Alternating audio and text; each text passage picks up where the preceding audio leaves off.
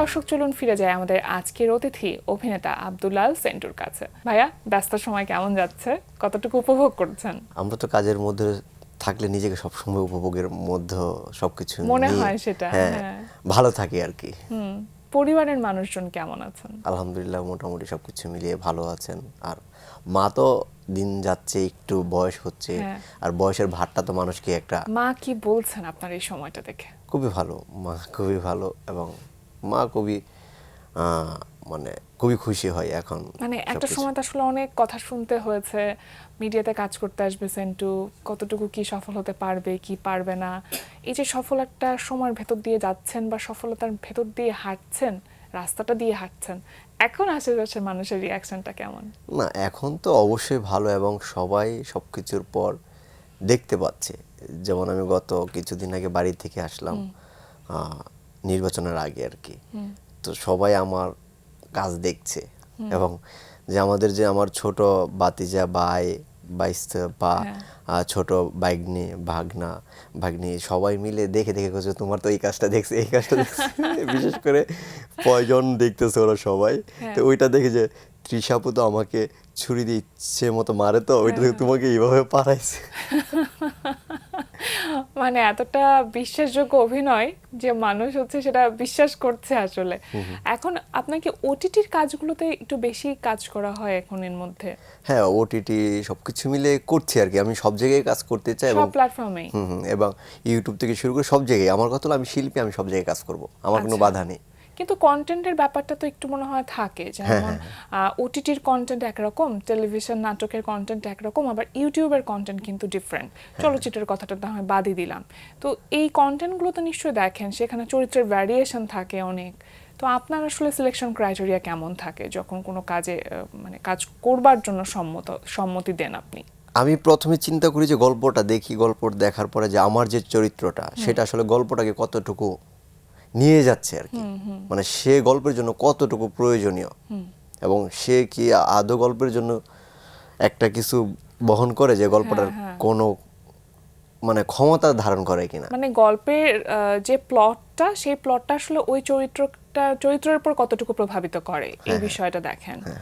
আচ্ছা, খুব সম্প্রতি আমরা একটি মিউজিক ভিডিওতে আপনাকে পেয়েছি, যাবো যাবো মন, সঙ্গীত শিল্পী ঈশান মজুমদারের কণ্ঠে যে গানটি আমরা শুনতে পাচ্ছি, এবং মিউজিক ভিডিওতে আপনাকে দেখছি একেবারে টোটালি চেঞ্জ, ডিফারেন্ট একটা অ্যাপিয়ারেন্স। কেমন লাগলো এই কাজটি করে? আমি খুবই খুবই এনজয় করছি, বিশেষ করে ঈশান ভাইয়ের কাছে কৃতজ্ঞ যে উনি আমাকে ভেবেছেন যে ওনার গানে আমি এবং আপনাকে কিন্তু চেনাই যাচ্ছে না সেখানে। হ্যাঁ হ্যাঁ, সেটা আমাদের প্রায় এক বছর উপরে হয়ে গেছে আর কি। শুট করেছিলাম আমরা, মানে কাজ করা হচ্ছে 1 বছর আগে? আচ্ছা, 1 বছর আগে শুট করেছিলাম। সেটা শুট করেছিলাম আমরা টাঙ্গাইল মির্জাপুরে। তো ওই জায়গা থেকে ঈশান ভাইয়ের একটা কথাই ছিল যে আমি আমার প্রথম অ্যালবাম করব, সেখানে উনি আমাকে চুজ করে হলো সাতাও সিনেমা থেকে। আচ্ছা, যে ওইখানে উনি আমাকে অল্প একটু দেখতে পায়, তো ওখানে আমার অতটা ছিল না কিছুই, তারপরে উনি ওখান থেকে দেখে উনি আমাকে পছন্দ করে ফেলেন এবং উনি আমার পরবর্তী যতগুলো কাজ আসে সবগুলো উনি দেখতে থাকেন এবং উনি আমারে বলতেছে ভাই আমি আপনার খুবই ভক্ত, এবং ওনার ভক্ত তো আমি হয়েছি দুজনের ভক্ত। ওনার ভক্ত হয়েছে যখন আমি যে কোক স্টুডিওতে ওই যে দাঁড়ালে দুয়ারে যে গানটা উনি ওটা শোনার পর আমি আরেকটা অন্যরকম ওনার ভক্ত ঈশান হয়ে ভাই তো যে কটা গান দেখে আমি সব গানগুলোই খুব মুখে মুখে প্রচলিত হয়ে যায়। তো এই কাজটি করবার অভিজ্ঞতা কেমন ছিল, মানে কতদিন শুটিং হয়েছিল, কিভাবে আপনারা কাজ করেছিলেন? আমরা শুট করেছি 2 দিন আচ্ছা, টানা থেকে, ওখানে 2 দিন শুট করেছি। আমরা খুবই ছোট্ট একটা টিম নিয়ে কাজ করেছি এবং টিমের প্রতিটা পার্সন খুবই মানে সাপোর্টিভ এবং সবাই সবার কাজে সাপোর্ট দিচ্ছি আর কি। আমরা জানি যে এবারে জাতীয় চলচ্চিত্র পুরস্কার প্রাপ্ত চলচ্চিত্র হচ্ছে সাঁতাও, এবং 4টি ক্যাটাগরিতে এই চলচ্চিত্রের বিভিন্ন অভিনয় শিল্পী তারা পুরস্কার পেয়েছেন, ক্যামেরার পেছনে যারা কাজ করেছেন তারা পুরস্কার পেয়েছেন। সেই চলচ্চিত্রে আপনি কাজ করেছেন, কতটা চ্যালেঞ্জিং ছিল সেইখানে কাজ করা? ওইটা তো পুরোটাই চ্যালেঞ্জিং ছিল, কারণ ওইটা আমার নতুন একটা শিক্ষার ঘর ছিল যে আমি স্কুলে ভর্তি হয়েছি ওখান থেকে আর কি খন্দকার সুমন ভাইয়ের কথা বলছিলেন সেই জায়গা মানে থেকে। এবং ওনার কাছ থেকে অনেক কিছু শিখছি এবং উনি খুবই একরোখা মানুষ যে আমার এটা প্রয়োজন এটাই লাগবে। তো ওই জায়গা থেকে অনেক কিছু শেখার এবং সাঁতার থেকে অনেক কিছু শিখছি। এই শিখার কারণে ওনার মতো একজন মানুষের সাথে কাজ করার প্রেক্ষিতে আমি স্কুলিংটা প্রপারলি হয়েছে। হ্যাঁ, টিমে যারা ছিল সবাই খুবই সাপোর্টিভ এবং আমরা এতটা মানে যুদ্ধ করে শুটিংটা করতে হয়েছে, যে ওয়েদার সবকিছু মিলিয়ে অনেক প্রতিকূলতা ছিল এবং যখন রিলিজ হওয়ার টাইমটাও আসলে অনেক পেছাচ্ছিল কোভিডের ওই টাইমটাতে, সুতরাং ওই সময় মনে হচ্ছিল যে আসলেও এই চলচ্চিত্র রিলিজ হবে নাকি হবে না। সেটাই, ওই জায়গা থেকে অনেকেই তো অনেক কিছু যে এখনো আসে না কেন। আপনারা মনে হয় ভাবতেও পারেননি না সাতাও চলচ্চিত্র এতগুলো ক্যাটাগরিতে আসলে নমিনেশন পাবে এবং জয়ী হবে জাতীয় চলচ্চিত্র পুরস্কারে। এটা তো আমাদের দেশ, আসলে আমাদের প্রেক্ষাপট যে অবস্থায়, আমরা তো আসলে সুন্দর জিনিসের কদর বা ভালো জিনিসের কদর খুবই কম করতে পারি। আমরা মানুষ কি করি, আমাদের মৃত্যুর পরে মানুষের কদর করি, কিন্তু আমার কথা হলো আমি মৃত্যুর পরে আমার কদর চাই না। আমি মৃত্যুর আগে যদি আমাকে ঘেন্না করো এটা প্রকাশ করো, আমাকে ভালোবাসলে ওইটা প্রকাশ করো, মৃত্যুর পরে দরকার নাই আমার। ওটিটি প্ল্যাটফর্ম নিয়ে একটু আসতে চাইবো, মাইসেলফ অ্যালেন স্বপন, সেখানে আমরা আপনাকে দেখেছি কাজ করতে। তো এই যে বিভিন্ন রকম নির্মাতাদের সাথে কাজের অভিজ্ঞতা হচ্ছে এবং স্কুলিং এর বিষয়টি আপনি বলছিলেন, এক এক জায়গার স্কুলিং এক এক রকম। একটা মানুষের থিয়েটার ব্যাকগ্রাউন্ড থাকলে কাজ করাটা অনেক ইজিয়ার হয়, আপনারও ছিল, কিন্তু সেই জায়গা থেকে এই স্কুলিংটা আসলে আপনাকে কতটুকু সমৃদ্ধ করছে, কি মনে করছেন এই পথ চলাটা? আমাকে প্রতিনিয়তই সমৃদ্ধ করছে আর কি, যে আমি প্রতিনিয়তই শিখছি, প্রতিনিয়তই দেখছি এবং প্রতিনিয়ত নিজের ভুলগুলো ধরার জায়গা পাচ্ছি এবং প্রতিটা মানুষ আমাকে ধরিয়ে দিচ্ছে আর কি। নিজের কাজগুলো তার মানে নিশ্চয়ই দেখা হয়? হ্যাঁ, আমি নিজের কাজ দেখি, কারণ আমার কাছে কারণ আমি নিজের কাজটা না দেখলে আমি এর আগে কি করছি, এরপরে কি করছি বা এরপরে কি করব এটা জানতে পারবো না। তো আমার গোলটা ঠিক করার জন্য আমাকে ওখানে আগে আগে আগে যে নিজের পিছনে যেগুলো করে আসছি ভুলগুলো, ওইগুলো আগে দেখতে হবে, দেখার কারণে আবার নিজেকে নতুন ভাবে ভাবতে পারবো বা ভাবতে পারি আর কি। আপনাকে নিয়ে এখন অনেক নির্মাতারাই কিন্তু আসলে বিভিন্ন রকম চরিত্রে চিন্তা করছেন, আপনাকে নিয়ে ভাবছেন। এই বিষয়টা আপনাকে কতটুকু মানে কি বলবো, কতটুকু মোটিভেট করে?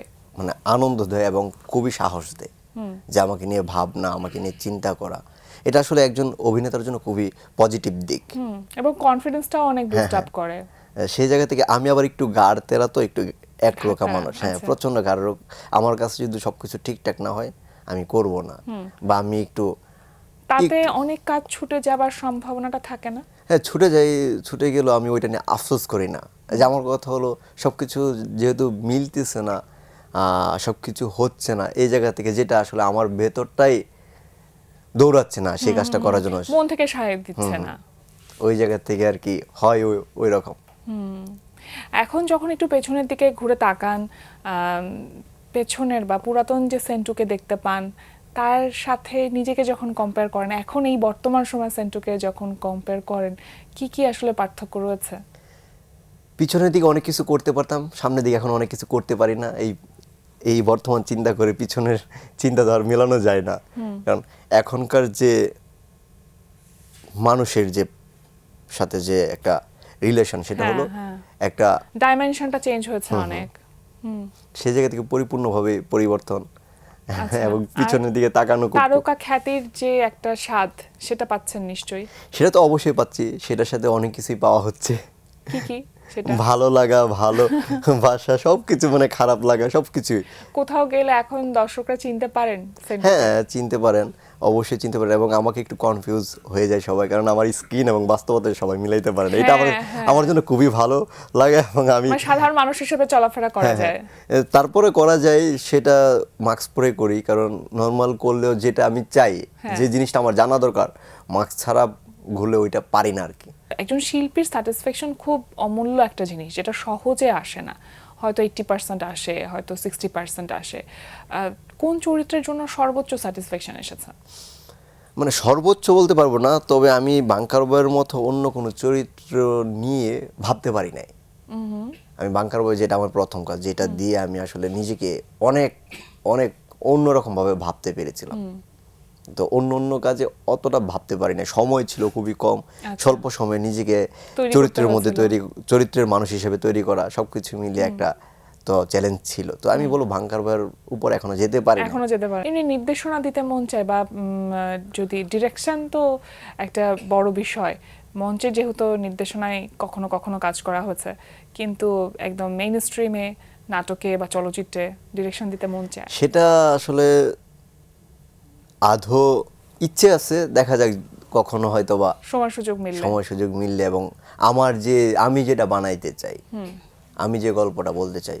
মঞ্চ একরকম বিষয়, আর একটা হচ্ছে ক্যামেরা আর একরকম। ক্যামেরা পুরোটাই টেকনিক্যাল, এই টেকনিক্যাল নলেজটা থাকাটা খুব গুরুত্বপূর্ণ। সময় যত যায়, অভিজ্ঞতা বাড়লে টেকনিক্যাল সেন্সটা অনেক ডেভেলপ করে। প্রথম যখন ক্যামেরার সামনে দাঁড়িয়েছিলেন তখন কি নার্ভাস ছিলেন? না, আমি নার্ভাস ছিলাম না। আমি জানি আমার ভিতরে খুবই কনফিডেন্স বেশি আর কি। আমি মানে আমার এক বড় ভাই বলছিল, তুমি নিতে পারো 50 কেজি, কিন্তু তুমি নিয়ে নাও 100 কেজি। আচ্ছা, মানে আমি হলো কনফিডেন্স লেভেল আমার অনেক বেশি আর কি। এই যে আমার কথা হলো ক্ষমতার বাইরে গিয়ে কোনো কিছু করে ফেলা। আমার কথা হলো আমার করতে হবে, আমি এতটুকুই জানি আমার করতে হবে, এবার যে যতটুকুই সে যত বড়ই কিছুই হোক। এখন পর্যন্ত কোনো একটি শট দেবার জন্য কতবার সর্বোচ্চ এনজি শট দিতে হয়েছে? হ্যাঁ, দিছি তো। মাঝে মাঝে যখন প্রিপারেশন ছাড়া যায় তখন তো 5-6 বার দেওয়া হয়। ওটিটি প্ল্যাটফর্মের পাশাপাশি এখন তো চলচ্চিত্রেও কাজ করা হচ্ছে, একটু জানতে চাইবো কি অবস্থা সেখানে? সেখানে দর্শক খুবই চমৎকারভাবে আমাকে পাবেন এবং খুবই চমৎকারভাবে। আশা করি দর্শকের পারিবারিক ড্রামা, তো পারিবারিক ড্রামা, খুবই পারিবারিক ড্রামা এবং খুবই চমৎকার একটা গল্প, নির্ভর চলচ্চিত্র। কিছুটা কি বলা যাবে কি ধরনের চলচ্চিত্র, কার চলচ্চিত্র? ওইটা এখন পর্যন্ত বলার পারমিশন নেই। হ্যাঁ, পারমিশন নেই, কারণ আমাদের বিল্ডিংটা করতে হয়েছে ওই রকম। শুধু অতটুকু বলে কুরবানি ঈদে দর্শক হয়তো আমাকে দেখবেন আর কি চলচ্চিত্রে। তবে আমার এতটুকু মানে আপনার প্রতি কনফিডেন্স আছে যে সেন্টু ভাই যেহেতু চলচ্চিত্রের কাজের জন্য রাজি হয়েছে, তার মানে তেমনই কিছু একটা হবে। সেটা অবশ্যই। এই যে একটা প্রত্যাশার চাপ থাকে না, নিজের কাছে নিজেরও প্রত্যাশার চাপ থাকে, অডিয়েন্সের একটা প্রত্যাশার চাপ আপনার কাছে আছে যে সেন্টু ভাইকে আমরা এই স্ট্যান্ডার্ডেই আসলে এখন দেখতে চাই, এটা কি একটু কনফিডেন্সটা কমিয়ে দেয় কখনো কখনো? না, সেটা তো অবশ্যই মানে একটা যখন আমার কাছ থেকে একজন মানুষের চাওয়া থাকবে, তার চাওয়াটা যদি পরিপূর্ণভাবে না পূরণ করতে পারি, তখন কিন্তু নিজের ভেতরে একটা গিল্টি ফিল হয়, কাজ করে। হ্যাঁ, যে আমি কি পারবো। যেমন আমি মাঝে মাঝে অনেক সেটে একটু রেগে যাই, ভাই আমি এইটা করতে চাই না, আমি এটা করতে চাই না, কারণ আমি স্বল্প করি, আমার প্রতি মানুষের একটা কনফিডেন্স আছে যে আমি পরিপূর্ণভাবে দিতে চাই, আমাকে ওই সুযোগটা দিতে হবে। যেহেতু ওটিটি প্ল্যাটফর্মে আমরা আপনাকে বেশি পেয়েছি, ওটিটির যারা দর্শক রয়েছে সেই দর্শক মহলটা কিন্তু আলাদা। হ্যাঁ, হ্যাঁ, তাদের কাছে আপনি বেশি জনপ্রিয়, হ্যাঁ, এমনটা কি মনে হয়? হ্যাঁ, সেটা তো অবশ্যই, কারণ ওটিটির কাজ দর্শক যদি দেখে যে আমি ওটিটিতে আসতেছি, ওরা হুমড়ি খেয়ে পড়ে এবং অনেকে জিজ্ঞেস করে, ভাই সিরিজ কবে আসবে, আপনার কবে আসবে সিরিজ, নতুন সিরিজ, অনেকদিন যাবত তো সিরিজ নিয়ে আসতেছি না। তো যখন আসবো দর্শকের ভালো কিছু নিয়ে আসার চেষ্টা করতেছি। মাইসেলফ অ্যালেন স্বপনের কাজের অভিজ্ঞতাটা একটু জানতে চাইবো আপনার কাছে। ওইটাও খুবই চমৎকার। শিহাব ভাইয়ের সাথে, তারপরে আমার টিমমেট যারা ছিল, নাসির ভাই, মিথিলা আপু, মানে সবাই খুবই মজা করে আমরা কাজ করছি। এবং আমি ছিলাম চট্টগ্রাম গিয়ে কাজ করতে হয়েছে এবং চট্টগ্রামের ভাষাটা খুবই চ্যালেঞ্জিং ছিল আর কি। মানে চট্টগ্রামের ভাষা তো মনে হয় এর আগে কখনো কাজ করা হয় না, না, না, ওইটাই ফার্স্ট। তো টোটালি ডিফারেন্ট একটা অ্যাকসেন্ট। ওটা কিভাবে রপ্ত করলেন? এটা আসলে আমার খুবই স্বল্প সময় আমাকে যে আমার কো-আর্টিস্টরা ছিল, রুবেল ভাই, তারপরে নাসির ভাই, ওনারা দুইজনে আমাকে পুরোটা করছে আর কি, তুলতে হেল্প করেছেন, তুলতে সহযোগিতা করছেন। এমনি স্বপ্নটা কি সেন্টু ভাই, নিজেকে নিয়ে কোথায় দেখতে চান? আমি নিজেকে নিয়ে স্বপ্ন দেখি যে ভালো মানুষ হতে চাই। আচ্ছা, তারপরে নিজেকে কাজের মধ্যেই সারা জীবন ডুবিয়ে রাখতে চাই, মানে আমি কাজের মধ্যেই থাকতে চাই সারা জীবন। যে কাজই করেন ভালো কাজ করেন এবং প্রতিটা কাজ যেন সফল হয়, সফলতাটা পান, সেই প্রত্যাশা আমরা করছি। একেবারে শেষের দিকে চলে এসেছে, আরও অনেক গল্প করা যেত হয়তো যদি সময় থাকতো, কিন্তু যেহেতু একেবারে সময় শেষ, সবশেষে দর্শকদের উদ্দেশ্যে যদি আপনার ছোট্ট করে কিছু বলবার থাকে। আমরা কাজ করি, আপনারা ভালোবাসা দেন, আমরা আরও ভালো কাজ করার সাহস পাই। তো এইভাবে ভালোবাসা দিয়ে যাবেন এবং ভালো থাকবেন। প্রিয় দর্শক, এতক্ষণ কথা হচ্ছিল অতিথির সঙ্গে, এবার সময় হলো বিদায় নেবার। আমাদের অনুষ্ঠান সম্পর্কে আপনার যে কোনো মতামত ও পরামর্শ জানাতে লিখুন এই ঠিকানায়। প্রযোজক দিন প্রতিদিন, Bangla vision note tower, 110 বীরতম CR Dutta road, Dhaka 1205, phone 96320303 আমাদের ইমেল অ্যাড্রেস dinprotidin@banglavision.tv। ইংরেজ ঔপন্যাসিক অলডাস হাক্সলির একটি উক্তি বলে বিদায় নেব আজ।